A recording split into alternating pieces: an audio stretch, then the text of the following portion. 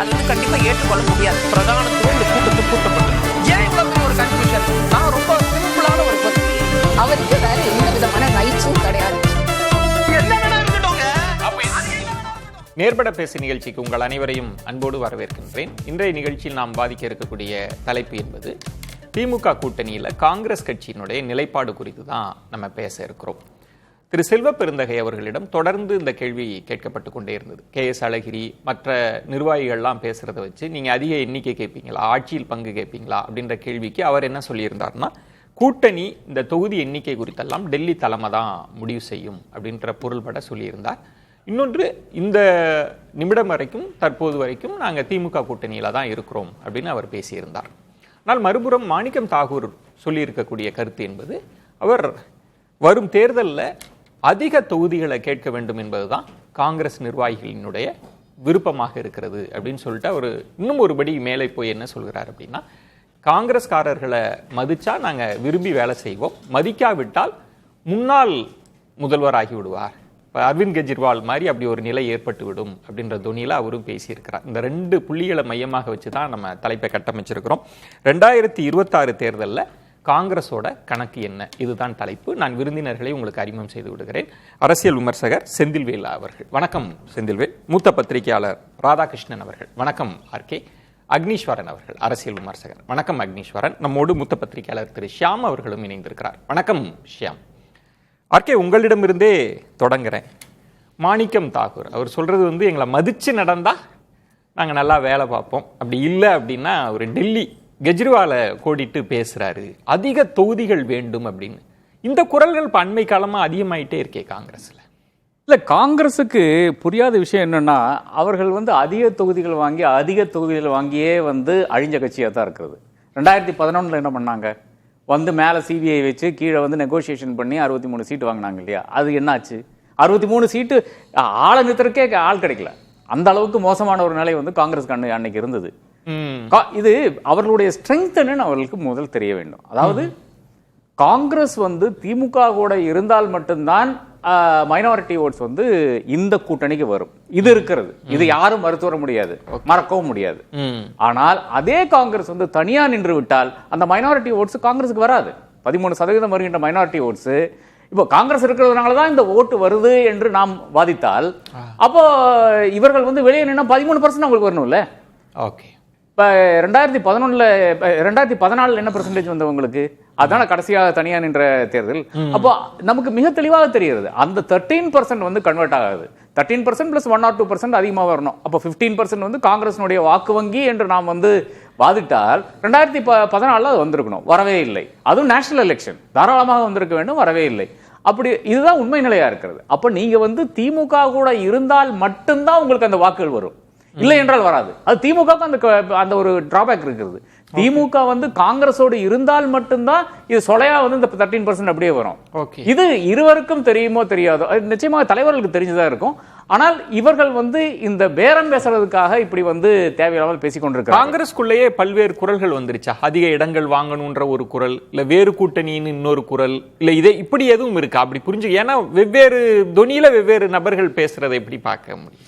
இல்ல, காங்கிரஸ் இருக்கின்ற ஒரு பெரிய ஒரு அட்வான்டேஜ் என்னன்னா, யார் வேணாலும் என்ன வேணாலும் எப்ப வேணாலும் எங்க வேணாலும் பேசலாம். யாரு ஒரு தடையும் கிடையாது. ஒரு சசி தரூரே இன்னைக்கு இருந்துட்டு இருக்காரு. யாரு? காங்கிரஸ் தலைமைக்கு எதிராக அவர் வந்து கண்டெஸ்ட் பண்ணாரு. அதன் பிறகு அவர் செய்யாத விஷயங்களை ஒரு ஆன்டி பார்ட்டி ஆக்டிவிட்டி என்று எடுத்துக்கொள்ள முடியாது. இருந்தாலும் பல விஷயங்கள் அவர் செய்கின்ற பல விஷயங்கள், கேரளாலும் சரி வெளியானாலும் சரி, பல விஷயங்கள் வந்து காங்கிரஸ் தலைமைக்கு எதிராகத்தான் போய் கொண்டிருக்கிறது. ஆனால் அப்படி இருக்கின்ற ஒரு நபர்கள் கூட அங்க வந்து இடம் இருக்கிறது. இது பழைய காங்கிரஸ்லயும் நடந்திருக்கிறது, இந்த காங்கிரஸ்லயும் வந்து இடம் இருக்கிறது. இதுல மாற்றுக்கிறதே இருக்க முடியாது. அப்படி இருக்கின்ற ஒரு நிலைமையில் தான் இப்போ தமிழகத்தை எடுத்தீங்கன்னா, தமிழகத்துல வந்து ஒரு திமுக காங்கிரஸ் இருக்கிறது, ஒரு அதிமுக காங்கிரஸ் இருக்கிறது, ஒரு பாஜக காங்கிரஸ் இருக்கிறது. அப்ப இது எல்லாம் அனைவரும் வந்து இங்க இருக்க முடியும் என்பதுதான் காங்கிரசினுடைய பெரிய ஒரு வெற்றியாக, பெரிய ஒரு பாசிட்டிவாக காண்கிறோம். ஜனநாயகம் பூத்து குலுங்குது அப்படின்னு. ஐயோ, ஜனநாயகம்னா காங்கிரஸ்ல இருக்கிற ஜனநாயகம் உலகத்துல வேற ஒரு கட்சியிலும் இருக்காது. ஆனா இப்ப பீகாரை ஒப்பிடுறப்ப திரு RK, இப்ப அங்க வந்து இந்த SIRக்கு எதிராக தேஜஸ்வி, ராகுல் அப்படி ஒரு இணக்கமா பைக்ல எல்லாம் டிராவல் பண்ணி. ஆனா தொகுதி பங்கீடுன்னு வரப்ப ஒரு கரார் தன்மை இருக்குல்ல, அதே தன்மை தான் இங்கேயும் இருக்குமா? எப்படி புரிஞ்சுக்கிறது? அந்த அப்ரோச்சுக்கு வந்துட்டாங்களா அவங்க? எப்படி இல்ல இதுல அது பீகாருக்கு பொறுப்பால இங்க ஒரு விஷயம் சொல்லிடுறேன். இங்க ஒரே ஒரு காங்கிரஸ் தலைவருடைய ஒரு கெடுபிடியால் ஒரு பெரிய பிரச்சனை ஓடிக்கொண்டிருக்கிறது. அவருடைய பேர் கேசி வேணுகோபால். கேசி வேணுகோபாலுக்கு என்னன்னா கேரளால முதல்வர் ஆகணும். கேரளால கியூல நிக்கிறாங்க முதல்வர்கள், காங்கிரஸ் முதல்வர்கள். ரமேஷ் சென்னித்தலா சீனியர் மோஸ்ட் லீடர், இன்னைக்கு கேபிசிசி பிரசிடென்டா கிடையாது, இருந்தாலும் சீனியர் மோஸ்ட் லீடர். சதீஷன் இன்னைக்கு எதிர்கட்சியினுடைய தலைவர், நாளைக்கு முதல்வராகக்கூடிய மனிதர். அப்புறம் அப்கோர்ஸ் நம்மளுடைய சசி தரூர் இருக்கிறாரு. அந்த மாதிரி ஒரு பெரிய லிஸ்டே இருக்கு.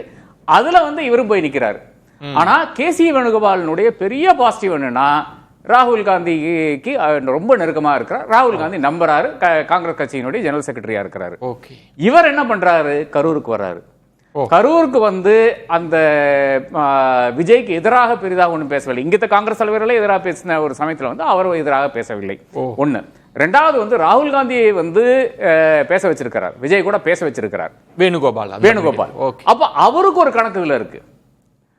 இப்போ ஒரு மாணிக்கம் தாகூரோ பாக்கி இருக்கிற நபர்களோ பேசுறது காங்கிரஸ் கட்சியை வளர்க்கறதுக்காக என்று நாம் எடுத்துக்கொள்ளலாம். செல்வ பெருந்தகையோ எல்லாரும் பேசுறதுக்காக அது அப்படி எடுத்துக்கொள்ளலாம். ஆனால் ஒண்ணு மறந்துட முடியாது, தங்கம் நரசும் கே சார் இல்லைன்னா மாணிக்கம் தாகூர் நிச்சயமாக அங்க ஜெயிச்சிருக்க முடியாது, விருதுநகர்ல ஜெயிச்சிருக்க முடியாது. இதுவும் நாம் விஜய் பிரபாகர் அந்த அளவுக்கு பெரிய ஒரு ஃபைட் கொடுத்தார். இவர்கள் ரெண்டு பேருடைய அந்த ஒரு அங்க இருக்கின்ற செல்வாக்குனால் மட்டும்தான் மாணிக்கம் தாகூர் ஜெயிச்சு வந்துறாரு. இருக்கிறதுலயே லோவஸ்ட் மார்ஜின் அவருக்கு தான். அப்போ காங்கிரஸ் டிபெண்ட் ஆகத்தான் இருக்கிறது இங்க டிஎம்கேல. இங்க ஒரே ஒரு முதல்வர் என்ற அந்த ஒரு ஏக்கம் இருக்கிறதுனால கேசி வேணுகோபால் இவ்வளவு பிரச்சனை செய்து கொண்டிருக்காரு. அங்கே கேரளாலேயே ஒரு பெரிய ஃபைட் இருந்தா அவரால் ஜெயிக்க முடியாது. அவருக்கு வேற எதுவும் கணக்கு இருக்கா? திமுக கூட்டணியில அதிக எண்ணிக்கைன்னு யோசிக்கிறாரா, இல்ல ஏன் கரூருக்கு போய் ஒரு சாஃப்ட் டவுன் எடுக்கிறார்? அவருக்கு ஏதாவது வேற கணக்கு இருக்கா? இல்ல ஏன், அதாவது இங்க நம்பர் அதிகரிக்க வேண்டும். நம்பர் அதிகரிக்க நாம என்ன சொல்ல முடியும்? ஒன்னும் அதிமுக கூட்டணிக்கு போறான்னு சொல்ல முடியும். இன்னைக்கு அதுக்கு வாய்ப்பு கிடையாது. பாஜக அங்க போய் சீட்டை போட்டு உட்கார்ந்துருச்சு. வெளியே லாக் வர பண்ணிட்டாங்க, உள்ள போக முடியாது. வேற என்ன வழி இருக்கிறது? விஜய் தவிர வேற வழியே கிடையாது. அப்ப அது ஒரு பேரம் பேசலாம் எடுக்கிறாங்க. பீகார்ல பெரிய தவறை செய்தார்கள். இன்றைக்கு மத்தியானம் தான் அனௌன்ஸ்மெண்ட் பண்றாங்க. மகாகட்பந்தனுடைய கூட்டணியுடைய இது முதல்வர் வேட்பாளர் இன்னைக்கு தான் அனௌன்ஸ் பண்ணுவாங்க. இது என்னைக்கோ அனௌன்ஸ் பண்ண வேண்டிய விஷயம். இது ஊரு பூரா போய் சேர வேண்டிய ஒரு விஷயமா, பீகார் எல்லா இடத்துலயும் போய் சேர வேண்டிய ஒரு விஷயமா இருந்தது. அதை ஏன் செய்யவில்லை என்று பாத்தீங்கன்னா, அதுவும் இந்த காங்கிரசினுடைய சில தலைவர்களுடைய பிரச்சனையாக தான் பார்க்க. இங்க ஒரு கேசி வேணுகோபால் இருக்கிற மாதிரி அங்க ஒரு 2 பேர் இருக்கிறாங்க. அவர்களாலையும் தனியா நின்று ஒரு தேர்தல் ஜெயிக்க முடியாது. ஆர்ஜேடி இல்லைன்னா அவர்களால் தேர்தல் ஜெயிக்க முடியாது. பேசலாம். ஷாம், நேற்றைய விவாதத்துல அந்த கடைசி நிமிடங்கள்ல தான் நீங்க அந்த ஒரு லீடு கொடுத்தீங்க. விஜய் பற்றி பேசுகிற போது பீகார் தேர்தல் முடிவையும் பார்க்கணும், காங்கிரஸ் என்ன நிலைப்பாடையும் பார்க்கணும் அப்படின்னு அந்த தொடர்ச்சியாகவே பேசலாம்னு நினைக்கிறேன். இப்ப மாணிக்கம் தாகூர் பேசுவதெல்லாம் கொஞ்சம் ஒரு நெருக்கடி தர்ற துணி இருக்குல்ல. எங்களை மதிச்சா நாங்க நல்லா வேலை பார்ப்போம், மதிக்காட்டி அவங்க முன்னாள் முதல்வர் ஆகிட வேண்டியதான் கெஜ்ரிவால் மாதிரி அப்படின்னா என்னதான் கணக்கு காங்கிரஸோட கணக்கு? விஷயம் ஆர்கே ஒரு விரிவுரை எழுதிட்டாரு. நேற்றைய விவாதத்தோட தொடர்ச்சி இன்னைக்கு ஆர்கே எழுதியாச்சு. அடிப்படை கணக்கு என்னன்னா, எந்த ஒரு கட்சிக்கும் அதிகமான சீட் வாங்குது. வாக்கு அரசியல் அனுமானத்துடன் தொடங்குவது, அனுமானத்தை அடைதல் கூட கிடையாது. ஒரு அனுமானத்தோட நம்ம தொடங்கணும். அந்த அனுமானம் என்னவாக இருக்க முடியும்னா அதிக இடங்கள். ஆனால் திமுகவோட அனுமானம் ஸ்டாலின் மறுபடியும் முதலமைச்சர் ஆவது, அதிமுகவோட அனுமானம் எடப்பாடி பழனிசாமி முதலமைச்சர் ஆவது, விஜய் கட்சியோட அனுமானம் விஜய் முதலமைச்சர் ஆவது, திமுகவோட அனுமானம். பிஜேபிக்கும் முதலமைச்சர் கனவு கிடையாது, காங்கிரசுக்கும் முதலமைச்சர் கனவு கிடையாது. இப்படியான சூழ்நிலையில் தான் நம்ம வேணுகோபாலோட அந்த மூவ்ஸ் உன்னிப்பா கவனிக்கணும் என்பது எனது கருத்து. பீகார் தேர்தல் முடிவுகள் எப்படி வந்தாலும் இங்க வேற நெருக்கடி வரும். பிஜேபி அதிக இடங்களை பிடித்தால் அவங்க பிஜேபி அதிமுக கூட்டணியில அதிக இடம் கேட்பாங்க. அனுமானம் காங்கிரஸுக்கு பெரிய வெற்றி கிடைத்து தேஜஸ்வி முதல்வரானால் காங்கிரஸ் இங்க திமுக கூட்டணியில் அதிக இடம் கேட்பார்கள். அப்ப 2 பாயிண்ட் தான். முதலமைச்சர் வேட்பாளர் காங்கிரஸுக்கும் பிரச்சனை இல்லை, பிஜேபிக்கும் பிரச்சனை இல்லை. யாரோட வேணாலும் அவங்க காம்ப்ரமைஸ் ஆக முடியும், விஜயோட கூட. அதே நேரத்தில் அதிக சீட்டு பிஜேபிக்கு ஒருவேளை எடப்பாடி பழனிசாமி அவர்கள் கொடுக்கலாம். ஆனா திமுக காங்கிரசுக்கு அதிக சீட்டு கொடுப்பதற்கு வழி இல்லை. என்ன காரணம்னா நிறைய கட்சிகள் இருக்கு, ஏற்கனவே அவங்களே எல்லாருமே அதிக சீட்டு கட்டிட்டு இருக்காங்க. சிபிஎம் கேக்குது, சிபிஐ கேக்குது. காங்கிரஸுக்கு அதிக சீட்டு கொடுத்தா எல்லாருக்கும் கொஞ்சம் கொஞ்சம் கொடுக்க வேண்டியது வரும். இப்ப திமுக ரொம்ப குறைந்து போட்டியிட்டது 128 தொகுதி. அதுல அவங்களுக்கு லாஸ் தான் ஆச்சு. 96 சீட்டு தான் ஜெயிச்சாங்க 2006ல. சோ 160 150க்குலாம் அவங்களால குறைஞ்சு போட்டி போடுறத கனவுல கூட நினைக்க மாட்டாங்க. அப்படின்னா இன்றைய தேதிக்கு அவர்களுக்கு யாருக்குமே அதிகமான சீட்டு கொடுப்பதற்கு வழி இல்லை. அப்போ மாணிக்க தாகூர் பத்தி ஆர்கே சொன்னது மிகவும் சரி. அவர் இருக்கிறதுலே குறைஞ்ச ஓட்டு வித்தியாசத்துல ஜெயிச்சவர் தான். ஆனா அவருக்கு இப்ப எம்எல்ஏ பிரச்சனை கிடையாதுல்ல, அவர் எம்பியா தானே நீடிக்க போறாரு. அடுத்த கட்ட வரைக்கும் 2029 வரைக்கும் எம்பியா தான் நீடிக்க போறாரு. அப்படின்னா காங்கிரஸோட ட்ராக் ரெக்கார்டை தான் நான் பார்க்கிறேன். காங்கிரஸ் ட்ராக் ரெக்கார்டு எப்போதுமே அவங்க ஆர்கே சொல்ற மாதிரி ஆளுக்கு ஒண்ணு பேசுவாங்க. அதுல திரு ஷியாம், மறைந்த ஈவிகே சிலங்கோவன் ஒரு பேட்டியில சொன்னாரு, சிலர் இருக்கிறாங்க காங்கிரஸ்ல, பல குரல்கள் இருக்கும், அவங்க எல்லாம் நாடாளுமன்ற தேர்தல்ல அவங்க எல்லாம் அமைதியா இருப்பாங்க, சட்டமன்ற தேர்தல்ல அவங்க கம்ஃபர்ட்டா இருந்துகிட்டு நம்ம காமராஜர் ஆட்சி அமைக்கணும்னு பேசுவாங்கங்க, பிரச்சனை அவங்களுக்கு தான் அப்படின்னு. ஆனா மாணிக்கம் தாகூர் சொல்றார், எல்லா நிர்வாகிகளுக்கும் அதே எண்ணம் தான் இருக்குன்ற ஒன்றும் பீகார்ல காமிச்ச ஒரு கரார் தன்மை இங்கேயும் காமிக்கிறதுக்கு வாய்ப்பு இருக்கா? பெரிய அளவுக்கு பீகார்ல வெற்றி கிடைத்தால் கரார் தன்மையை காட்டுவார்கள் தான் நான் நினைக்கிறேன். அதாவது பீகார் தேர்தலில் வெற்றிக்கு தோல்விக்குமான வித்தியாசம் 5% ஆச்சு அப்படின்னா பிஜேபி 200 சீட் கூட ஜெயிச்சிரும். ரொம்ப இப்போ அவங்க லேட்டு, ஆர்கே சொன்ன மாதிரி தேஜஸ்வி அனௌன்ஸ்மெண்ட்ங்கிறதுலாம் லேட்டு. ஆனா போய் சேர்ந்துரும். ஏன்னா 2 கட்ட தேர்தல். ஒரு கட்ட தேர்தல்னா ரொம்ப லேட்டுன்னு நம்ம சொல்லலாம். 2 கட்ட தேர்தலுக்கும் போது அது பெரிய லேட்டுன்னு சொல்ல முடியாது. நிதிஷ்குமாருக்கு ஒரு ஆன்டி இன்குமென்ஸ் இருக்கு. அவர் டயர்டு ஓல்டு லீடரா தெரிகிறாரு. தேஜஸ்வி யங் லீடரா தெரிகிறாரு. இது ஒரு பெரிய வித்தியாசம். எனவே வாக்கு சதவீதத்தை கூட்டினால், காங்கிரஸும் ஆர்ஜேடியும் கூட்டினால் மிக நிச்சயமாக பீகார் தேர்தலில் காங்கிரசுக்கு அதிக இடங்கள் கிடைப்பதற்கு வாய்ப்பு இருக்கு. இன்றைய தேதிக்கு அனுமானம் இருக்கு. அடைவார்களா நமக்கு தெரியாது. ஆனால் அது பாரதூரமான விளைவுகளை தமிழ்நாடு அரசியல்ல ஏற்படுத்துமா? ஏற்படுத்தும். ஏன்னா இப்ப சார் ஒரே பிரச்சனை தான் எப்போதுமே. அது தமிழ்நாட்டில் ஏற்படுத்துச்சு. முதலமைச்சர் மு க ஸ்டாலின் பீகாருக்கு போனாரு இல்லையா? சோ எல்லாமே இங்க இன்டர் கனெக்டடா இருக்கு. அப்போ பீகார் தேர்தல் முடிவு தமிழ்நாட்டில் மாறுதலை ஏற்படுத்தும் தான் நான் நினைக்கிறேன். என்ன மாறுதலை ஏற்படுத்தும்? கண்டிப்பாக அதிக சீட்டை 2 கட்சியும் கேட்கும். பிஜேபியும் கேட்கும், காங்கிரஸும் கேட்கும். அவங்க ரெஸ்பெக்டிவ் கூட்டணியில கொடுக்க முடியுமா அப்படின்னா நிச்சயமா முடியாது என்பதுதான் எனது கருத்து. அதிமுக பாஜகவுக்கு கூட ஆப்ஷன், அடுத்த ஆப்ஷன் ஒண்ணு இருக்கா தெரியல. ஆனா இப்ப ஆர்கே அவர்கள் சொன்ன மாதிரி வேணுகோபால் அவர்களை வச்சு தாவேக்காவை மனசுல காங்கிரஸ் வச்சுட்டு இந்த டிமாண்ட வைக்கிறாங்களா? அப்படி ஒரு கணக்கு இருக்கா அவங்களுக்கு? இருக்கு, நிச்சயமா இருக்கு. ஆர்கே சொன்ன மாதிரி கண்டிப்பாக வேணுகோபால் ராகுல் காந்தி அவர்களுக்கு மிக நெருக்கம். அவர் நம்புறாரு, முழுமையா நம்புறாரு. அப்போ கேரளா தேர்தல்ல விஜய் கூட்டணின்னு வந்தா இயல்பாக விஜய்க்கு சீட்டு கொடுக்க வேண்டியது இல்லை. ஏன்னா தாவேக்கா அங்க கிடையாது. ஆனா விஜய் ஒரு பிரச்சார பீரங்கியா செயல்படுவார், கிரௌடு புல்லர். அது அட்வான்டேஜ். அப்ப விஜயை நம்ம கூட்டணிக்கு கொண்டு வந்தாலே அது வேணுகோபாலோட வெற்றியாக பார்க்கப்படும். மற்றவங்களுக்கு அந்த வாய்ப்பு இல்லை. அதனாலதான் அவர் கரூருக்குலாம் மெனங்கிட்டு வர்றாரு. அப்போ வேணுகோபால் வெற்றி அடைந்து முதலமைச்சர் ரேஸ்ல மத்தவங்க பின்தங்கினாங்கன்னா ராகுல் காந்தியோட நெருக்கத்தை பயன்படுத்தி அவர் கை ஓங்கும். இப்போ துணை முதலமைச்சர் உதயநிதி ஸ்டாலின் அவர்கள் கை நம்முடன் தான் இருக்கும் அப்படின்னு சொல்ல வேண்டிய ஒரு கம்பல்ஷனுக்கு போய் சேர்றாரு. 2 முறை சொல்லிட்டாரு. அதையே அப்படியெல்லாம் சொல்லக்கூடாது. என்ன காரணம்னா கை இருந்துதானே ஆகணுங்கிறதான இயல்பான ஒரு பாயிண்ட். அவங்களுக்கு என்ன பெரிய ஓட்டு வங்கி இருக்கு, இருந்துதானே ஆகணும். ஆனா இதுல விஜய் முதலமைச்சர் வேட்பாளர் அப்படின்னு சொல்றதுல காங்கிரசுக்கு எந்த விதமான கஷ்டமும் இங்க இருக்காது. அதிமுக இருக்கும், காங்கிரஸுக்கு இருக்காது. திமுக பிரச்சனையே கிடையாது, அது நம்ம பேச்சே கிடையாது. ஆனா 2029க்கு ஷியாம் 26ல அவங்களுக்கு எந்த ப்ராப்ளமும் இல்ல. ஆனா 29க்கு இந்தியா அணியினுடைய ரொம்ப ஒரு பலமான கட்சியா, ஒரு தாங்கு பற்றையா முன்னத்தி ஏற திமுக இருக்குல்ல, அத ராகுல் மிஸ் பண்ணுவாரா? வேணுகோபால் அவர்களுக்கு நீங்க சொன்ன மாதிரி ஒரு கணக்கு கூட இருக்கலாம். முதல்ல இங்க இருக்கிற நிர்வாகிகள் முதல்ல ஒத்துக்கணும், நம்ம விஜயோட போனா ஜெயிக்க முடியுமான்ற கேள்வி அவங்க எழுப்பக்கூடிய வாய்ப்பு இருக்கும். இன்னொன்னு, ராகுலுக்கு 29 கணக்கு இருக்கிறப்ப எப்படி பாப்பாங்கன்னு நினைக்கிறீங்க? அது ராகுல் காந்திக்கு 29 கணக்கு இருக்கு, 26க்கு 29 கடையில 3 வருஷம் வித்தியாசம் இருக்கு. அப்ப என்ன மாதிரியான முடிவு வேணாலும் எடுப்பாங்கல்ல. இப்போ 1989 மூப்பனார் முதல்வர் ராஜீவ் காந்தி, சோனியா காந்தி இங்க 20 முறை டூர் வந்தாங்க. ஆர்கேக்கு தெரியும், எங்களுக்கு தெரியும், எல்லாரும் கவர் பண்ணிட்டு இருந்த நிகழ்ச்சி தான். அடுத்த சில மாதங்கள்ல பாராளுமன்ற தேர்தல் வரும்போது அப்படியே பிளேட்டை மாத்தி போட்டாங்க, மூப்பனாரை தூக்கிட்டாங்க. இப்ப செல்வ பெருந்தகையில் இன்ட்ரெஸ்ட் காட்டலைன்னா செல்வ பெருந்தகை தூக்கப்படுவார். எப்படி வேணாலும் இந்த ஆப்ஷன் ப்ளே பண்ணுவாங்க. இப்ப 26ன்றது திமுகவுக்கு ஒரு விதமான ஒரு நெருக்கடி இருக்கத்தான் செய்யும். அவ்வளவு கம்ஃபர்ட் ஜோன்ல இருந்து தொகுதிகளை பிரிச்சு கொடுக்க முடியாதோ, ஒரு அழுத்தத்தை காங்கிரஸே கொடுக்குமோ? இல்ல எனக்கு என்ன தோணுதுன்னு பாத்தீங்கன்னா, இப்போ காங்கிரஸ் இவ்வளோ பெரிய ஒரு கேம்பிள் செய்யுமான்ற அந்த கேள்வி மட்டும்தான். எனக்கு தெரிஞ்ச ராகுல் காந்தி செய்ய மாட்டார்.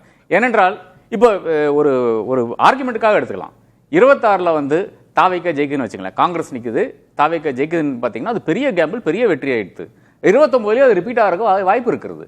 அந்த கேம்பிள் எடுக்கிறதுக்கு ராகுல் காந்தி, அதாவது ஒரு தரவும் கிடையாது இல்லையா, ஒரு ஸ்டாட்டிஸ்டிக்ஸ் இருக்கு. கிட்டத்தட்ட கேம்பிளிங் மாதிரி தான்றீங்க. ஆமா ஆமா, கண்ணை மூடிட்டு ஆத்துல இறங்குற கதை. அதுதான் வேணுகோபால் அங்கதான் கொண்டு நிறுத்துறாரு. ஏன்னா அவருக்கு ஒரே ஒரு தேர்தல் அவர் ஜெயிக்கிறாரு. இப்ப எம்பி தேர்தல் அவர் ஜெயிச்சிருக்கிறாரு. ஆனா ஒரு தேர்தல் அனுபவமோ இல்லை என்றால், அது காங்கிரஸ்ல இருக்கிற அந்த சிடபிள்யூசியில் இருக்கிற பல நபர்களுக்கு அந்த இதே கிடையாது. இப்ப எல்லாருமே ராஜ்யசபா ரூட்ல தான் வராங்க. ஜெயராம் ரமேஷ், சிதம்பரம் எல்லாருமே ராஜ்யசபா ரூட்ல தான் வர்றாங்க. அவர்களுக்கு இந்த ஆர்வம் கிடையாது. என்னை பொறுத்தவரை ஒரே ஒரு பிரச்சனை தானுங்க. இப்போ பீகார் தேர்தலில் பாஜக ஜெயித்து விட்டால் இங்க பெரிய ஒரு கெடுபிடி வரும். ரெய்டு மேல ரெய்டு, சிறைபிடிக்கிறது, திமுக அமைச்சர்களையும் மாவட்ட செயலாளர்களையும் பிடிச்சி இது ஒரு பாஜக தோத்து விட்டால் அதை விட பெரிய ஒரு எதிர்வினைக்கு நடக்கும். இருக்கிற கூட பிடிச்சி உள்ள போடுறது, சிபிஐ, இடி எல்லாம் ஒவ்வொரு மாவட்டத்திலேயே பிரான்ச் ஆஃபீஸ் போட்டுருவாங்க. அந்த அளவுக்கு மோசமான நிலைமைக்கு தான் போய் கொண்டிருக்கிறோம். நிச்சயமாக நமக்கு இருக்கிற இந்த ஃப்ரீடம்ங்கிறது நவம்பர் 14ஓட முடிஞ்சு விடும்ன்றதுதான் என்னுடைய பெரிய வருத்தமா இருக்கு. ஷாம், எப்படி பார்த்தாலும் தமிழக அரசியல் களம் சுவாரஸ்யமா மாறப்போகுது, நெருக்கடியை சந்திக்க போகுதா? நீங்க எந்த இடத்துல குறுக்கிட விரும்புனீங்க ஷாம், சுருக்கமா? ஆர்கே சொல்றது முழுமையா ஐ டோட்டலி அக்ரி. ஆனா ரெண்டு விஷயத்தை பாருங்க. ஒன்னு, விஜய் ஹெலிகாப்டர் டிராவலை ப்ரிஃபர் பண்ணி பெங்களூர்ல ஒரு நிறுவனத்தோட அவங்க ஒப்பந்தம் போட்டாச்சு மே மாசம் வரைக்கும். அந்த நிறுவனம் காங்கிரஸ் சார்புடைய நிறுவனம். அதாவது இன்னைக்கு தேதிக்குங்க எலெக்ஷன் கேம்பெயினுக்கு ஹெலிகாப்டர் ஆவரேஜா 2 இன்ஜின்னா 1.5 லேக் பெர் அவர் வருது. பெர் அவர் 1.5 லேக் அதோட இது. சோ அந்த என்ன நிறுவனங்கள் நம்ம செக் பண்ணி பார்த்தோம்னா அது காங்கிரஸ் தொடர்ந்து இருந்துகிட்டே இருக்கு. ஏன்னா கர்நாடக மாநிலங்கிறத மறந்துடாதீங்க. ஒண்ணு. ரெண்டாவது, இன்றைய தேதிக்கு திடீர்னு கரூர் கோர்ட்ல ஏதோ சீல்டு கவர் கொடுத்தாங்கிறது சுத்தி வந்துகிட்டே இருக்கு. நெருக்கடி திமுகவுக்கு இருக்குல்ல. அப்ப தாவேக்காங்கிறது பெட்டர் ஆப்ஷனா காங்கிரஸ்க்கு தெரியும்ல. ஓகே, செந்தில் எப்படி பாக்குறீங்க? இப்ப மாணிக்கம் தாகூர்ன்றது கொஞ்சம் ஒரு கோட்டை தாண்டி கூட்டணி தர்மம் அதிக எண்ணிக்கையில் எதிர்பார்ப்பது. இப்ப ஆர்கே சொன்ன மாதிரி எல்லாரும் சொல்லுவாங்க அதிக எண்ணிக்கையில் வேணும்ன்ற கட்சி என்றது. அது ஒரு எச்சரிக்கை துணியும் அதுக்குள்ள இருக்கு. வேற ஒரு கணக்கு தாவேக்கா அணிமாற்றம். செல்வ பெருந்தகையை கூட தற்போது வரைக்கும் இந்த கூட்டணியில இருக்கிறோம், கூட்டணி குறித்தெல்லாம் இதற்கு முன்பு ஒரு துணி வேற ஒன்றா இருந்தது. நாங்க திமுக கூட்டணி தாங்க, ஏன் மாத்தி பேசுறோம். ஆனா இப்ப சமீப காலங்களில் பார்க்கிறப்ப கூட்டணி மாற்றம் இதெல்லாம் டெல்லி தலைமை தான் முடிவெடுக்குன்றதெல்லாம் எப்படி புரிஞ்சுக்கிறீங்க? ஒரு திருக்குறள் தான் நினைவு கூறுகிறது, வினைவழியும் தன்வழியும் மாற்றான் வழியும் துணை வழியும் தூக்கி செயல். யா கேளு, யார்கிட்ட கேட்குற அண்ணன் தானே கேளு அப்படிங்கிற மாதிரி கேட்கலாம் காங்கிரஸ் என்ன வேணாலும். 2014 இப்போ இவர் மாணிக்கம் தாகூர் ஒன்று சொன்னார், நீங்கள் சொன்னீங்க முன்னாள் முதலமைச்சராக ஆகக்கூடும் அப்படின்னு. நீங்கள் முன்னாள் பிரதமராக கூட ஆக முடியாத சூழ்நிலைக்கு காங்கிரஸ் கொண்டு விட்டீங்க. 3 தேர்தலாக தொடர்ந்து பாஜக வெற்றி பெறுகிறது. நீங்கள் காங்கிரஸ் எங்கே கொண்டு நிப்பாட்டியிருக்கிறீங்க? அன்னை சோனியா காந்தி அவர்களை பிரதமர் வேட்பாளராக அறிவிப்பதற்கு திமுக தயாராக இருந்துச்சு, காங்கிரஸ் தயாராக இல்லை. ராகுல் காந்தியை பிரதமர் வேட்பாளர் என்று துணிச்சலோடு திமுக தான் அறிவித்தது. 2014 ஏன் பாஜக வெற்றி பெற்றுச்சு, ஏன் காங்கிரஸ் தோத்துச்சு, மக்களுக்கு நம்ம நினைவுபடுத்தணும். என்ன பிரச்சனை? 2014 பாஜக வென்றதற்கு பிரதான ஒரே ஒரு காரணம் என்ன? மீண்டும் மீண்டும் எல்லா ஊடகங்களிலும் விவாதிக்கப்பட்ட பேசுபொருள் என்ன?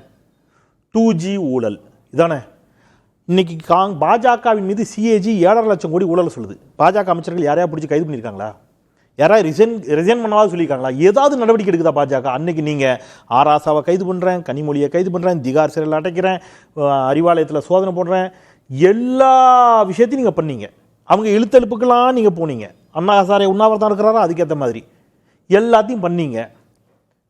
உங்கள் கையை வச்சு உங்கள் கண்ணை குத்தின கதையாக பாஜக 2G ஊழல்னு சொல்லி ஆட்சியை பிடிச்சிருச்சு. நீங்கள் அன்றைக்கி திமுக கைது பண்ணீங்க, உச்சநீதிமன்றம் என்ன தீர்ப்பு கொடுத்துச்சு? 2Gயில் காத்து உட்கார்ந்துருந்தேன், எந்த ஆதாரமும் இல்லை. இன்னொரு ஊழல் காமன்வெல்த் ஊழல்னு சொன்னாங்க இதே காங்கிரஸ் ஆட்சி காலத்தில். இன்னைக்கு பாஜக போய் நீதிமன்றத்தில் சொல்லிடுச்சு காமன்வெல்த்தில் ஊழல் எல்லாம் நடக்கலாங்க, நாங்கள் சும்மா காட்சிக்குன்னு சொன்னோம், வழக்கம் முடிச்சு வைங்கன்னு கூட்டு வந்துச்சு. 2014ஆம் ஆண்டு மக்களவைத் தேர்தலில் காங்கிரஸ் பெற்ற இடங்கள் மொத்த இடங்கள் வெறும் 44. நான் என்ன சொல்றேன், தமிழ்நாட்டை விட்டுருங்க, நீங்க தமிழ்நாட்டில் விஜய் கூட போங்க, அதிமுக யார் கூட வேணாலும் போயிருங்க. ஒன்றியத்தில் எப்போ ஆட்சியை பிடிக்க போறீங்க? இப்போ தமிழ்நாட்டில் நாளைக்கு விஜய் கூட நீங்க கூட்டணி வச்சிட்டீங்க, தமிழ்நாட்டில் ஆட்சியை பிடிச்சிட்டீங்கன்னு வச்சுப்போம். அடுத்த வருஷம் நாடாளுமன்ற தேர்தலில் 40 தொகுதியில் புதுவையோடு சேர்த்து விஜய் உங்களுக்கு 20 தொகுதி கொடுப்பாரா? அதிகபட்சம் வச்சுப்போம். நிச்சயமா 40 தொகுதி கொடுக்க மாட்டார்ல. திமுக 10 தொகுதி கொடுக்குது, 10லையும் வின் பண்றீங்க. விஜய் 20 தொகுதி கொடுக்காரு, 20லையும் வின் பண்ணிட்டீங்க. அப்புறம் ஆட்சி பிடிச்சிருவீங்களா 20 தொகுதி வச்சு? ஏன் ஒன்றியத்தில் என்ன நடந்துச்சு? 44 தொகுதி. எப்போ? 2014 காங்கிரஸ் தனித்து போட்டிடுச்சு.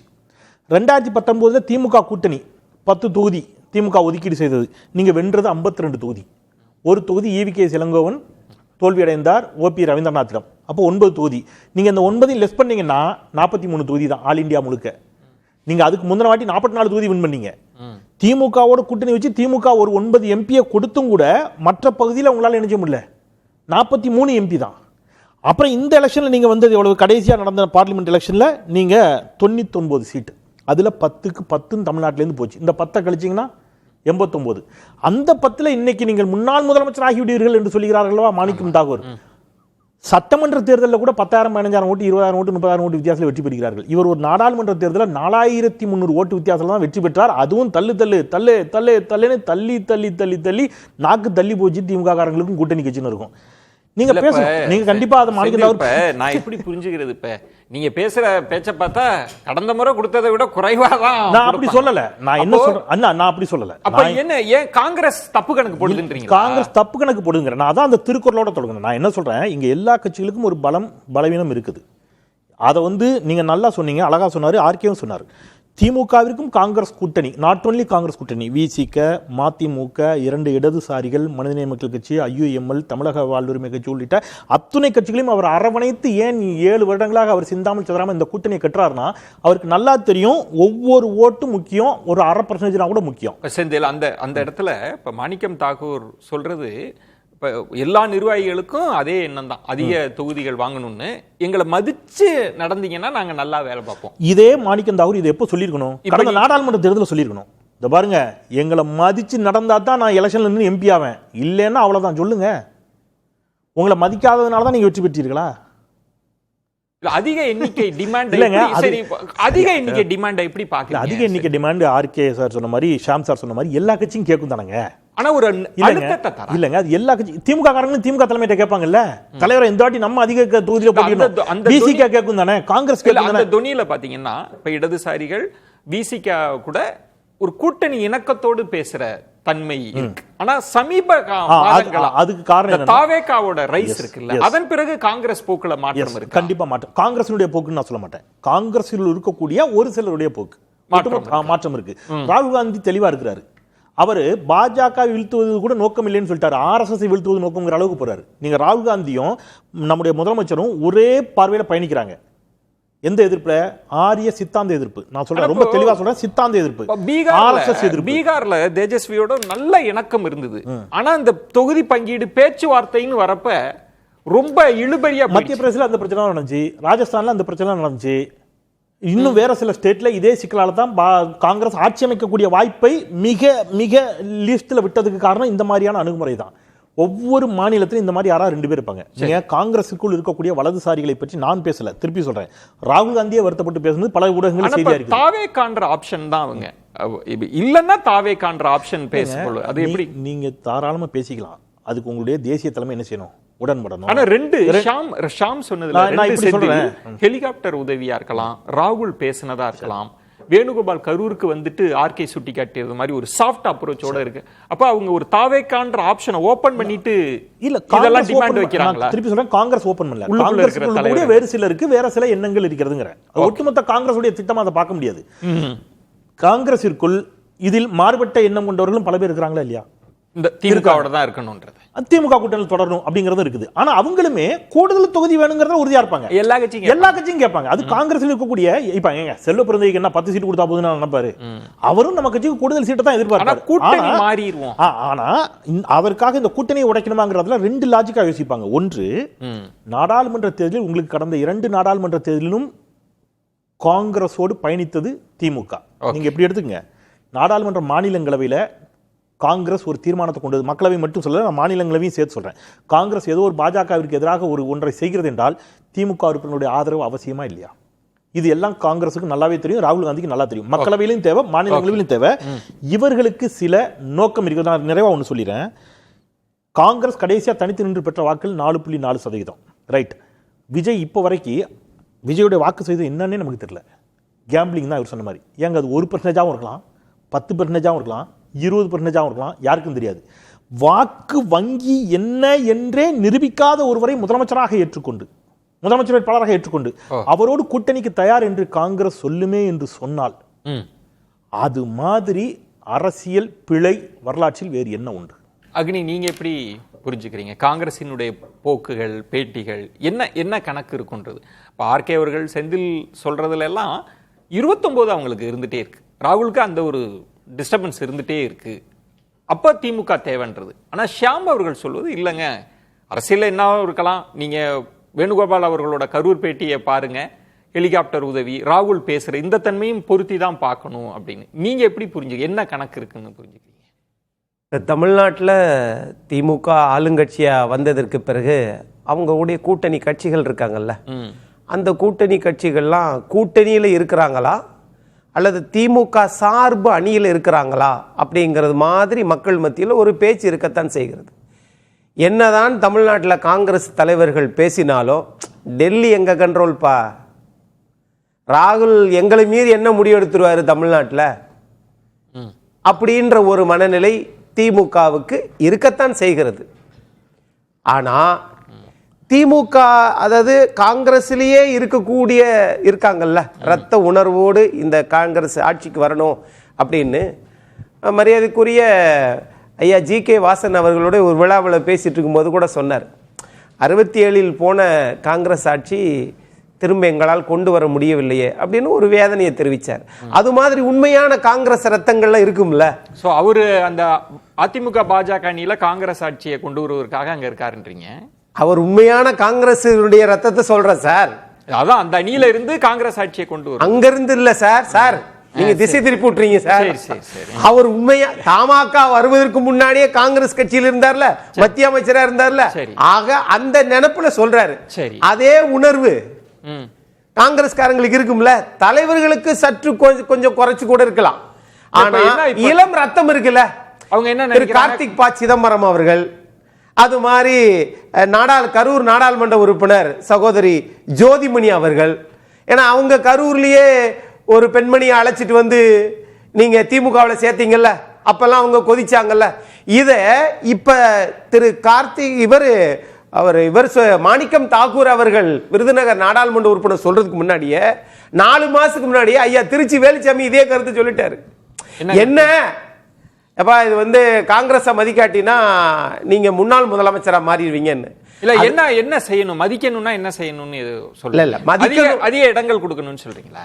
எதிர்பார்ப்பு அதுதானே. தாவேகா வந்ததற்கு பிறகு அங்க ஒரு ஆப்ஷன் இருக்குன்றத அவங்களுக்கு தெரிய ஆரம்பிச்சிருக்கல. தாவேகான்றது முதல்ல அது அதிமுகவுக்கு நெருக்கடி, அவங்க எதிர்பார்த்து கூப்பிட்டு இருக்காங்க. ஒருவேளை தாவேகா காங்கிரஸ்னா என்ன, தாவேகாவோட பலம் என்ன, அதெல்லாம் யோசிக்கவே மாட்டாங்களா?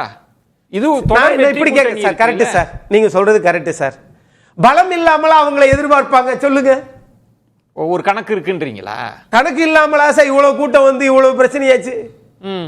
ஆகவே அதெல்லாம் அரசியல் கட்சி, தேசிய கட்சி அவங்களுக்கு தெரியாததா? 29 திமுக தயவெல்லாம் வேண்டாமா? முதல்ல இப்ப எல்லாத்துக்கும் 29 தொலைநோக்கு பார்வை சார், அதெல்லாம் விட்டுருங்கன்றீங்க. 26 இன்னைக்கு 26 மிகப்பெரிய டஃபஸ்ட் எலெக்ஷனா இருக்கும். ஏன்னா இங்க ஆளுகிற திமுகவுக்கு அதிமுகவுக்கு தான் போட்டி என்பது வேற. ஆனால் அது சார்ந்து இருக்கக்கூடிய கூட்டணி கட்சிகள், திமுக கூட்டணி கட்சிகள் எப்படி இப்ப 2024 மாதிரியே அவங்களும் இப்ப வரைக்கும் அமைதியா இருப்பாங்க அப்படின்லாம் நம்ம சொல்ல முடியாது. காங்கிரஸ் ஒரு நெருக்கடியை கொடுக்குன்றீங்க. அதனால தானே இந்த பேச்சுக்கள் வருது. இப்ப என்னன்னா இதே கருத்து ஐயா திருச்சி வேலுச்சாமி சொன்னாரு. ஆனா அதே இவர் நாடாளுமன்ற உறுப்பினர் கொஞ்சம் பக்குவமா சொல்றாரு. இதேதான் அரசு ஊழியர்களும் சொல்லிட்டாங்க, எங்கள் கோரிக்கையை ஏற்றுக்கொள்ளவில்லை என்றால் நாங்க எதிர்கட்சி இதில் வைப்போம்னு சொன்னாங்க. ஆகவே ஒவ்வொருத்தருடைய பார்வை, அவங்களுடைய எதிர்பார்ப்பு, அதை அதை நிறைவேற்றக்கூடிய சக்தி ஆளுகிற கட்சிக்கு, கூட்டணி கட்சிகளுக்கு இருந்தா இத இப்படி பேச்சு வருமா? அதாவது சும்மா காமிச்சு எண்ணிக்கையை பெறதுன்றது வேற, கிட்டத்தட்ட ஊசலாட்டத்தில் இருக்கிறது தன்மைன்றது வேற. காங்கிரஸ் எந்த தன்மையில இருக்கிறதா நினைக்கிறீங்க? தாவேக காமிச்சு அதிக எண்ணிக்கையா இல்ல இந்த ஆப்ஷனையும் ஓபன் பண்ணி பார்த்தரலான்ற மைண்ட்ல இருக்கிறாங்களா? எப்படி நீங்க நினைக்கிறீங்க? இப்ப அவங்கள திமுகவை கேட்கக்கூடிய ஆட்கள்லாம் பாருங்களேன், புது ரத்தங்கள் இளஞ்சட்டு தான் கேட்கறாங்க. இவங்க டெல்லியிலே கரெக்ட் பண்ணி விட்டுருவாங்க. ஆனா போற போக்குல நம்முடைய தரசு சியாம் சார் சொன்னாரு, கொஞ்சம் முரண்டு பிடிச்சீங்கன்னா அண்ணன் செல்வ பிறந்தையே மாற்றக்கூடிய சக்தி திமுகவுக்கு இருக்கு. அதை மறந்துட வேணாம். ஒரு எம்பி போறது பெரிய விஷயம் இல்ல. ஓகே, சொன்னாங்கல்ல, ஏங்க இது நாடாளுமன்ற தேர்தலை நீங்க சொல்லியிருந்தால் என்ன சொல்லியிருந்தா பழி வாங்குவீங்க, ஐயா திருநாவுக்கரசு மாதிரி சீட்டு கொடுக்க மாட்டேன்னு சொல்லுவீங்க. அப்படி பார்த்தா நீங்க ஒன்றை சொல்றீங்க, காங்கிரஸ் ஆட்சி செய்வதே டெல்லியா இருக்கட்டும் தமிழ்நாட்டா இருக்கட்டும் ஆட்சி செய்வதே திமுக தான். வெட்ட வெளிச்சமாகுதா? அப்படின்னா ஆர்கே சார் நியாயத்தை சொல்றவர் அவரே என்ன சொல்றாரு? அக்னீஸ்வரன் கொஞ்சம் பார்த்து பயந்து போங்க. அப்படின்னா அவங்க 10% ஓட்டு எடுத்துட்டாங்க. இல்ல அக்னீஸ்வரன், நீங்க சொல்ற வாதத்தை நான் ஏத்துக்கிட்டேன்னா ரெண்டு தலைமைக்கும் நல்ல புரிதல் இருக்கு, நல்ல இணக்கம் இருக்கு, இவங்க எது பேசி நடக்க போறது இல்லன்றது தானே அதன் பொருள். திமுக சொன்னாங்க கேக்குறாங்க அப்படின்னா ரெண்டு பேருக்கும் இணக்கம் இருக்குன்னு தானே பொருள். அப்ப மாணிக்கம் தாக்கூர் பேசுறதுக்குலாம் என்ன அர்த்தம் இருக்கு? அதைத்தான் கேக்குறேன். நீங்க திரு மாணிக்கம் தாக்கூர் அவர்களை நாடாளுமன்ற உறுப்பினர் ஆக்க விடாம பண்ணிருந்தோம்னா இந்த கேள்வியை முன்னாடி கேட்டிருந்தா அவர் எம்பி ஆகியிருக்க முடியாது. ஐயா திருநாவுக்கரசுக்கு ஏன் திருச்சியில எம்பி ஆக்கல? ஆர்கே, திமுக கட்டுப்பாட்டில் காங்கிரஸ் இருக்கிறது. யார் யார நெருக்கடி கொடுப்பாங்க அப்படின்ற இடத்துல அக்னி வேற ஒரு கோணம் சொல்றார். அப்படி ரொம்ப நெருக்கடி கொடுக்கிற மாதிரி யாராவது வந்தாங்கன்னா தலைமையே கூட திமுகவால மாத்த முடியும், அந்த ஹோல்டோட தான் 26லயும் அணுகுவாங்களா? இல்ல இல்ல இல்ல, அது அதீதமான ஒரு கற்பனைன்னு நான் கருதுறேன். இது இருக்காங்க, நான் சொன்னேன்ல, திமுக காங்கிரஸ் இருக்கு, அதிமுக காங்கிரஸ் இருக்கு, இதெல்லாம் உண்மைதான். ஆனா அவர்கள் எல்லாம் அத்தோட நிறுத்தி வருகிறார்கள். ஒரு தங்கபாலு காங்கிரஸ்ல தலைவரா தூக்கி போட்டதுனால அதிமுக போய் சேரல. அதே மாதிரி ஒரு பீட்டர் அல்போன்ஸை காங்கிரஸ்ல தலைவராக கூடிய ஒரு பண்பு இருக்கிற நபர்,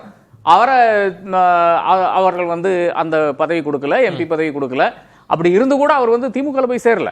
மைனாரிட்டிஸ் கமிஷன்ல 3 வருஷம் இருந்தாரு, அப்புறம் ஒதுங்கிட்டாரு. அப்ப இதுதான் காங்கிரஸ்ல இருக்கின்ற நபர்கள் வெளிப்படையாக திமுகலயோ அதிமுகலயோ போய் சேர்றதுக்கு வாய்ப்பே கிடையாது. ஆனா அதே இடத்துல ஒரு நெருக்கடி இந்த அனைவருக்கும் வருது. இந்த கட்சியில் அதிமுகவும் அதை செய்கிறது. அதாவது இப்போ தொடர்ச்சியாக ஒரு கூட்டணியில் இருந்து விட்டால் அங்க ஒரு நெருக்கடி வருது. அதாவது என்ன ஆகுதுன்னு பாத்தீங்கன்னா, ஒரு ஆளுங்கட்சி, இன்னைக்கு இருக்கிற ஆளுங்கட்சி விடுதலை சிறுத்தைகள் இருக்கிறது, கம்யூனிஸ்டுகள் இருக்கிறார்கள். அவர்களுக்கு ஒரு மாவட்டத்தில் ஒரு விஷயம் செய்ய வேண்டும் என்றால், இல்லை என்றால் அவருடைய தொகுதிக்கு ஒரு விஷயம் செய்ய வேண்டும், எங்க போய் நிற்க வேண்டியதா இருக்கு? அமைச்சர்கிட்ட போய் நிற்க வேண்டியதா இருக்கு, மாவட்ட செயலாளர்கிட்ட போய் நிற்க வேண்டியதா இருக்கிறது. அப்ப அந்த டிபெண்டன்சி அதிகரித்து கொண்டே இருக்கிறது. இப்ப 7 வருடமாக 10 வருடமாக 15 வருடமாக ஒரே கூட்டணியில் நீடித்து விட்டால் இதுல பாசிட்டிவ் இருக்கு, நெகட்டிவ் இருக்கு. பாசிட்டிவ் என்னன்னா நீங்க ஜெயிச்சுட்டு வருவீங்க, எம்எல்ஏ ஆக முடியும். அதே நேரத்துல கட்சி வளரவே முடியாது, உங்களுடைய கட்சி 100% வளர முடியாது. கிட்டத்தட்ட இந்த அதிருப்தின்றது அவங்களுக்கு நமக்கு என்னப்பா பலன் அப்படின்னு அவங்க 29 யோசிக்கல, அதுல இருந்து கூட அவங்க யோசிக்கலாம். ஏன் தாவேக்கான்ற ஆப்ஷன் இருக்கிறப்ப டிமாண்ட் அழுத்தம் கொடுக்கலான்ற இடத்துக்கு நகரலாம்ல? அதுக்கு முன்பாக சோதரர் அக்னி சொல்லிட்ட போது சொன்னார், நீங்க தலைமையவே கூட மாற்றுவாங்க அப்படின்னு சொன்னாரு. அண்ணாமலை மாற்றப்பட்டதை சொல்றாரோ என்னமோ தெரியல. ஏன்னா அப்படித்தான செய்தி வந்துச்சு, எடப்பாடியினுடைய அழுத்தத்திற்காகத்தான் அண்ணாமலை மாற்றப்பட்டார் அப்படிங்கிற செய்தி வந்துச்சு. ஒன்று, புதிய தலைமுறையில் வந்த செய்தியை நான் வாசிச்சிடுறேன் சார். கூட்டணி ஆட்சி அல்ல, பாஜக ஆட்சி. 2026 கூட்டணி ஆட்சி என நான் சொல்ல மாட்டேன், நான் பாஜக ஆட்சி என்றுதான் சொல்லுவேன். பாஜக மிக அதிகமான இடங்களில் போட்டியிட வேண்டும் என நினைப்பவன் நான். அண்ணாமலையினுடைய கருத்து. இப்போ சகோதரர் அக்னி சொன்னார், கூடுதல் இடங்களை கேட்குறாங்கன்னா அவங்களுக்கு அந்த வலிமை இல்லாமல் கேட்பாங்களா அப்படின்னாரு. அப்போ அண்ணாமலை வலிமை இல்லாமல் கேட்பாரா? தனித்து ஆட்சி அமைக்கணுங்கிற அளவுக்கு கேட்கிறாரு. அவர் இன்னும் ஒருபடி மேல போனார்னா அவர் அதிமுக எவ்வளவு தொகுதி போட்டிடுதோ அதுல சரிவாதி தொகுதியை கேட்கிற அளவுக்கு இதே அரங்கில் ரவீந்திரன் துரைசாமி போன்றவர்கள் வாதம் வைத்திருக்கிறாங்க. நீங்களே நிறைய ஆளுகள் செஞ்சிருக்கீங்க. அப்போ பாஜக என்ன சும்மாவா கேக்குது? நீங்க யோசிச்சு பாருங்க, பாஜகவும் கேட்குமா இல்லையா? அப்படி எடுத்துக்க முடியுமா? முடியாது. தேசிய கட்சிகள், நான் ரெண்டுக்கு சேர்த்து சொல்றேன், பாஜக தன் வலிமையை விட மிக அதிகமான தொகுதிகளைத்தான் இங்கே கேட்கிறது. ஆனால் மிக தெளிவாக ஐயா எடப்பாடி பழனிசாமி அவர்கள் அதை ஹேண்டில் பண்ணி பாஜக இவ்வளவுதான் முடியுங்கிறத கரெக்டா கொடுத்தாரு. அதே தான் இந்த பக்கம் திரு ஸ்டாலின் அவர்களும் செய்கிறார்கள். தேசிய கட்சி பாஜகவா இருக்கலாம், காங்கிரஸா இருக்கலாம், அதிமுக திமுக கேட்பாங்க. ஆனால் அதிமுக தலைமையும் சரி திமுக தலைமையும் சரி அவங்க என்ன ஹேண்டில் பண்றது அவங்களுக்கு தெரியும். அவ்வளவுதானே பண்ணுவாங்கன்றதுதான் அவர் சொல்றது. எல்லாரும் அப்படிதானே பண்ணுவாங்கன்றது. நீங்க என்ன வேணாலும் கேட்கலாம், என்ன நீங்க இவ்வளவுதான் ஜெயிக்க முடியும், கூட்டணிக்குள்ள இவ்வளவு கட்சி இருக்கு, அப்படித்தானே பண்ணுவாங்க. இப்படித்தான் பண்ணுவாங்க. ஆனால் அப்படி சொல்லியே முன்னாள் பாஜக தலைவர் அண்ணாமலை அவர்கள் மாண்புமிகு எதிர்க்கட்சி தலைவரை திரு எடப்பாடி பழனிசாமி அவர்களை முதலமைச்சராக்கியே காட்டுவோன்னு சொன்னார்ல, அப்படி உங்கள சொல்ல முடியுமா? ஆனால் திரு ஏவிஎம் ஷெரீப் அவர்கள் பதாதை ஓட்டுனவரை காங்கிரஸ் கட்சிக்காரரை நீங்க கட்சியை விட்டு தூக்குனீங்க, ராஜினாமா பண்ண வச்சீங்க. அப்ப என்ன அர்த்தம்னா திமுக சொல்லுவதை மாநில தலைமையும் கேட்குது. என்ன சொல்றாங்க, எண்ணிக்கையெல்லாம் டெல்லி தான் முடிவெடுக்கும்னு. நம்முடைய பெருந்தலைவர் காமராஜர் அவர்கள் ஏசி பிரச்சனையை டெல்லியா முடிவெடுத்துச்சு, மாநிலம் தானே முடிவெடுத்துச்சு. அது என்ன சார் உங்க போக்கே எனக்கு பிடிக்கல. இங்க ஒரு முடிவு எடுத்துக்கிறீங்க. மல்லிகார்ஜுன கார்கே அவர்களா அப்ப ஏசியை பத்தி பேசினது ஐயா பெருந்தலைவர் காமராஜர் ஏசில பேசினாங்களா என்ன? இல்ல நீங்க ஏதோ காங்கிரஸ் கட்சியின் தன்மை ஏதோ புதுசா இப்ப பாக்குற மாதிரி சொல்றீங்க. தன்மையை புதுசா பார்க்கல, 1000 மாதிரி இது மாதிரி நடக்கலாம். ஆனால் வரக்கூடிய தேர்தல் வருகிற போது அந்த சொல்லக்கூடிய இளம் தலைவர்கள் இருக்குங்களுடைய அவங்களுடைய எண்ணங்கள் இருக்கு பாருங்க, அதுதான் முக்கியம். அப்ப நம்ம ரொம்ப நாள் திமுகவில் இருந்துட்டோமோ, நம்மள காலி பண்ணி விட்டுருவாங்களோ, அதுதான் பாயிண்ட். அந்த அச்சம், பயம். ஓகே ஷாம், பிரேக்குக்கு அப்புறம் முக்கியமான இடம்ன்றது நீங்க சொல்றது. அதுக்கு முன்னாடி ஒண்ணே சொல்லிடுறேன். அக்னீஸ்வரனோட அளப்பரிய மகிழ்ச்சியை என்னால புரிந்து கொள்ள முடியும். மகிழ்ச்சியா இருக்காருன்றீங்க அக்னீஷ்? அளப்பரிய மகிழ்ச்சி நம்ம பேசலாம். ஷாம், இதுல இப்ப நீங்க தொடக்க சுற்றுல சொன்ன மாதிரி ஒரு விதமான நெருக்கடி காங்கிரஸ் கொடுக்குது அப்படின்னா, காங்கிரஸ்க்கு அதிகமா கொடுத்தா எல்லா கட்சிகளும் கேட்க வேண்டிய நிலை வரும். அப்ப திமுகவுக்கு இடங்கள் சுருங்கும். இன்னும் புதிய கட்சிகள் வருவதற்கான சூழலும் இருந்துட்டு இருக்கிறப்ப இந்த தன்மை ஒரு திமுகவுக்கு 26ன்றது தொகுதி பங்கீட்டில ஒரு விதமான நெருக்கடி இருக்கோ? ஏன்னா இந்த தாவேகான்றதுனால அந்த நெருக்கடி அதிகமாயிருக்கா? கண்டிப்பாக தாவேகா வந்த பிறகுதான் இந்த மாதிரியான பேச்சே கிளம்புது. காங்கிரஸ் கட்சியில அதிருப்தி நிறைய நாளாவே இருக்குதுங்க. எப்படின்னா கீழ்மட்டத்தில் இருக்கிறவங்களுக்கு திமுக அமைச்சர்களோ இல்லைன்னா திமுகவை சேர்ந்த மாவட்ட செயலாளர்களோ மதிப்பதே இல்ல. எம்எல்ஏக்கள் உட்படதான். எம்பிக்களுக்கு கொஞ்சம் மரியாதை இருக்குங்க. அது காங்கிரஸ் கட்சியோட மனக்குறைகள்ல ஒன்று. அப்ப அவங்க என்ன நினைக்கிறாங்கன்னா, சரி இது இப்படியே தொடர்ந்துகிட்டே போச்சுன்னா நமக்கு எப்பதான் மரியாதை வரும் அப்படிங்கிற ஒரு எண்ணம் அவங்களுக்கு இருக்கு. அதெல்லாம் இல்லைன்னு சொல்ல முடியாது. அதோட பிரதிபலிப்பு தான் திருச்சி வேலுசாமி அவர்கள் கூறியது. அதற்கு பிறகு நானும் அவரும் எனக்கு ரொம்ப நெருங்கிய நண்பர், நானும் அவரும் கூட இதை பற்றி எல்லாம் பேசி இருக்கிறோம். ஆனா அடிப்படையில இதுல தாவேகாவோட விஷயம் என்னன்னு நமக்கு தெரியல. இது முக்கியமானதுன்னு நான் நினைக்கிறேன். எதை வச்சு நீங்க பந்தயம் கட்டுறீங்களோ, எதை வச்சு நம்ம பேசு பொருளாக இருக்குதோ அவங்களோட உண்மையான விருப்பம் என்ன? அந்த பந்தய குதிரை எந்த திசையில போகுதுன்னு தெரியாம கடைசி நேரத்துல வேறொரு திசையில போயிட்டா ஒண்ணும் பண்ண முடியாதுன்றீங்க. ஒண்ணும் பண்ண முடியாது. தாவேகா தனித்து நிக்கிறது, நான் முதல் தேர்தலுங்க தனியா நிக்க போறேன்னா காங்கிரஸ் அப்படியே பேக் அடிச்சிடும். ஓகே, தாவேகா முதலமைச்சர் விஜய் யார் வேணாலும் வாங்க, நாங்க 170 சீட் எடுத்துக்கிறோம், மத்தவங்களுக்கு பிரிச்சு தரோம் அப்படின்னு ஒரு முடிவு எடுக்கலாம். இடையூறுக்கு மன்னிக்கவும், தாவேகாவினுடைய அணுகுமுறையில தொடக்கத்திலிருந்தே அவங்க காங்கிரஸ் விசிகா மீது ஒரு கண் வச்சே பேசினாங்கல்ல. தொடக்கத்திலிருந்து அவங்க வரதுல எங்களுக்கு தயக்கம் இல்லைன்ற மாதிரி. நிச்சயமா காங்கிரஸ் வரதுல தயக்கமே இல்ல, விசிகாவுக்கு தயக்கம் இருக்கும். ஏன்னா they are sharing the common vote bank. Okay, அதனால சில தயக்கங்கள் அவங்களுக்கு இருக்கலாம். இதுல நம்ம தேமுதிகவை பத்தியும் பேசணும், டாக்டர் ராமதாஸ் அவர்களை பத்தியும் பேசணும். தேமுதிக ஏதோ ஒரு ஆப்ஷன் நோக்கி போகுது இல்ல. ஆமா. அதே மாதிரி அன்புமணி பிஜேபி கூட்டணி தான் தெளிவா தெரியுது. அப்படின்னா டாக்டர் ராமதாஸ் ஏதோ ஒரு ஆப்ஷன் நோக்கி போகணும்ல. சப்போஸ் இது ஒரு வலிமையான கூட்டணியாக அமைந்தால் தாவேகா, காங்கிரஸ், டாக்டர் ராமதாஸ், ஆமா சமூக நீதி தானே. டாக்டர் ராமதாஸ் அவர்கள் சமூக நீதி சொல்ல போறாங்க. அதுல ஒண்ணும் அவருக்கு கஷ்டம் இருக்கிறதுக்கு வழியே இல்ல. அவங்க சம்பந்தி காங்கிரஸ் கட்சியோட மாநில தலைவர், முன்னாள் மாநில தலைவர். ஆமா, இது எல்லாத்தையும் சேர்த்து முடிச்சு போட்டு பாருங்கன்றானா. இப்போ இந்த முறை இட பங்கீடு அப்படின்றதுல திமுகவுக்கு உண்மையிலேயே ஒரு நெருக்கடி. அது அதிகமா காங்கிரஸே கொடுக்க வாய்ப்பு இருக்கா? 26ன்றது ஒரு நெருக்கடியான சூழலா இருக்குமா? இல்ல, நிச்சயமாக அவங்க அதிகமாக கேட்கறதுக்கு வாய்ப்பு இருக்கிறது. அது மாற்று கருத்தே இருக்க முடியாது. 25 சீட்ல கண்டெஸ்ட் பண்ணி 18 சீட் ஜெயிக்கிறீங்க. 40 சீட்ல கண்டெஸ்ட் பண்ணி எவ்வளவு ஜெயிச்சீங்க? அது ஒரு விவரமே இருக்கு. 63 சீட்டு கண்டெஸ்ட் பண்ணி 0 ஜெயிக்கிறீங்க. அப்போ இதுதான் உங்களுடைய ட்ராக் ரெக்கார்டா இருக்கு. அப்ப 25 சீட்டை எதுக்கு கொடுக்கணும்னு கேட்கறேன். 25 எதுக்கு கொடுக்கணும்னு கேட்கறேன்.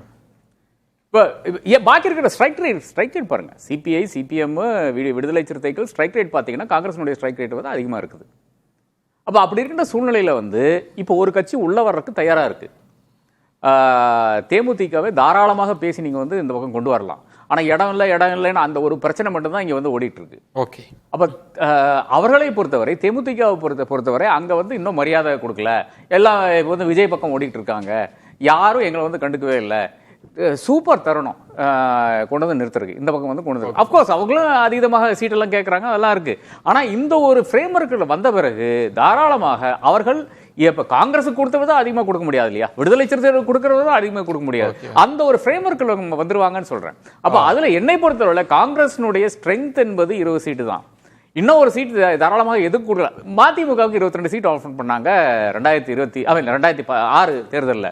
ஏறத்தாழ அந்த ஸ்ட்ரென்த் தான் இன்னைக்கு இருக்கிறது. அப்ப அது கொட்டி வந்து தாராளமாக கொடுக்கலாம் கொடுக்கிறேன். அதுக்கு அதிகமாக கொடுக்க வேண்டிய அவசியம் கிடையாது. ராகுல் காந்திக்கும் ஸ்டாலினுக்கும் இருக்கின்ற அந்த ஒரு நெருக்கத்தினால் மட்டும்தான் இன்னும் மறுபடியும் 25 வரும் என்று நான் கருதுகிறேன்.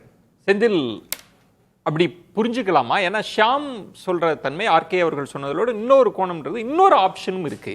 அதுல கிட்டத்தட்ட ஒரு காங்கிரஸ் நகருதுன்னு வைங்களேன், தாவேக்காவை நோக்கி நகருதுன்னா அது ஒரு பெரிய அலைன்ஸா. ஏன்னா தாவேக்கா முதல்ல அவங்க விருப்பப்பட்டது காங்கிரஸ் விசிகாவை தான், முதல்ல அவங்கள தான் அழைச்சு பேசினாங்க. அந்த ஷிஃப்ட் நடந்துருச்சுன்னா திமுகவுக்கு பெரிய நெருக்கடி ஆகிடும். இல்லை, திமுக ஒரு நெருக்கடி இல்லைங்க.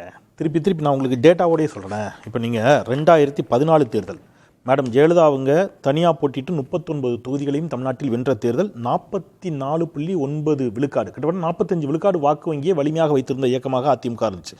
அந்த தேர்தலில் திமுக கூட்டணியோடு பெற்ற வாக்கு சதவீதம் 27, ரைட். ஆனால் அதே திமுக அதுக்கு அடுத்த எலெக்ஷனில் அவங்க வாங்கினது 53%.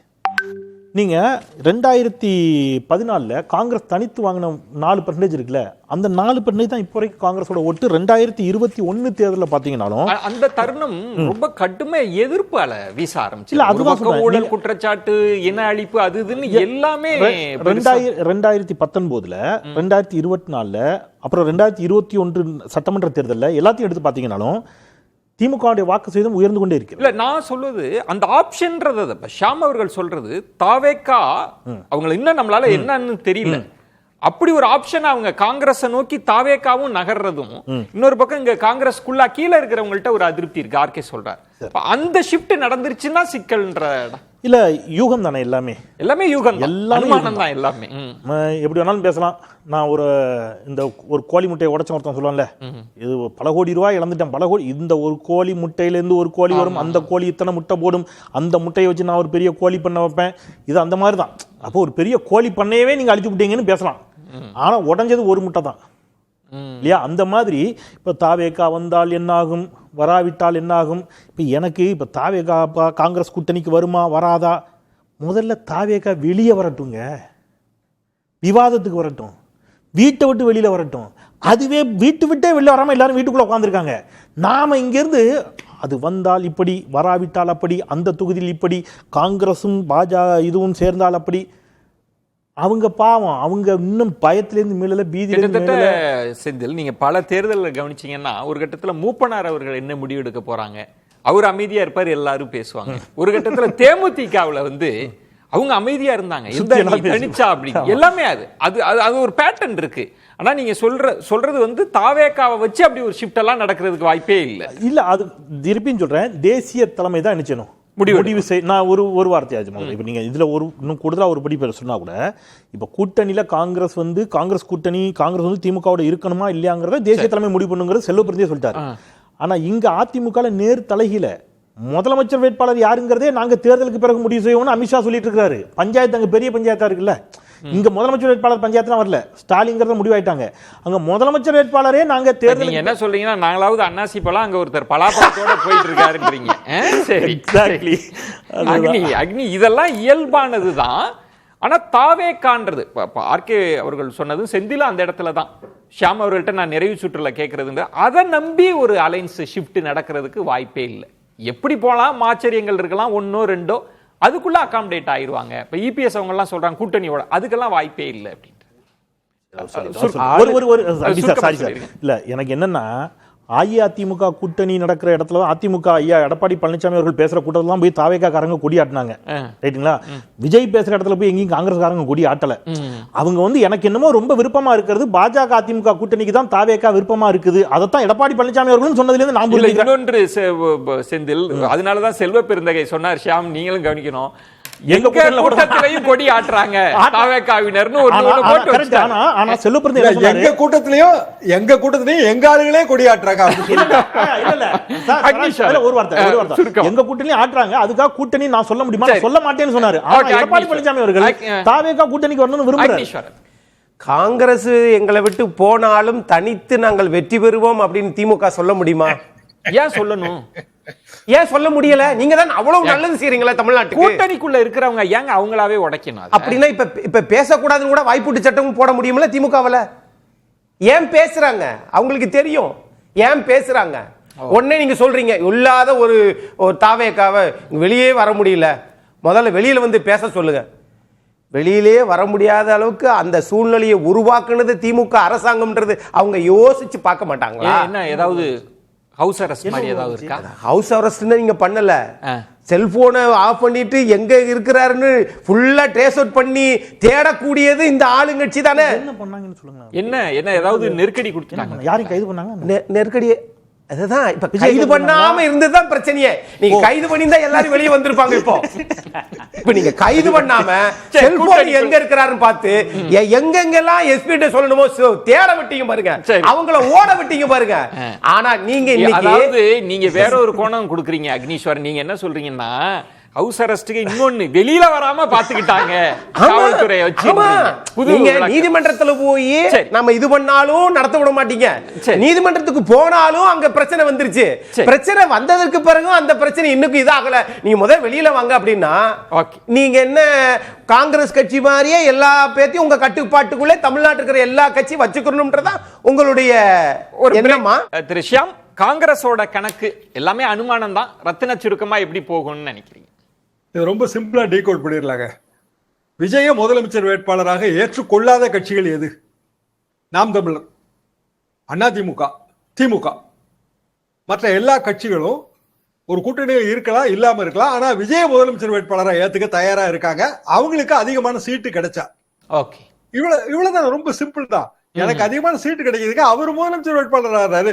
ஒண்ணுமே இல்லைங்க, பீகார்ல 2 துணை முதலமைச்சர் வேட்பாளர் சொல்லியிருக்காங்க.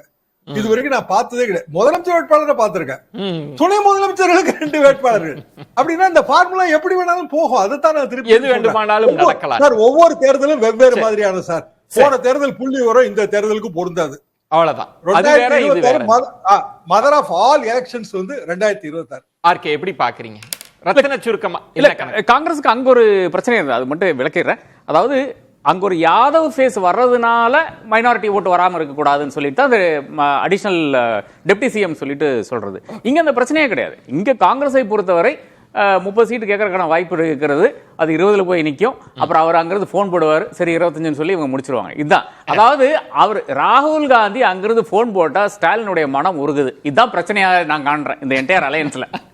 செந்தில் எப்படி ரத்தின சுருக்கமா சொல்லுங்க காங்கிரஸ்? விஜய் தங்களுடைய அணிக்கு வராமல் போனால் மீண்டும் திமுக ஆட்சி அமைக்கும் என்று ஆர்பி உதயகுமார் சமயத்தில் சொன்னாரா இல்லையா?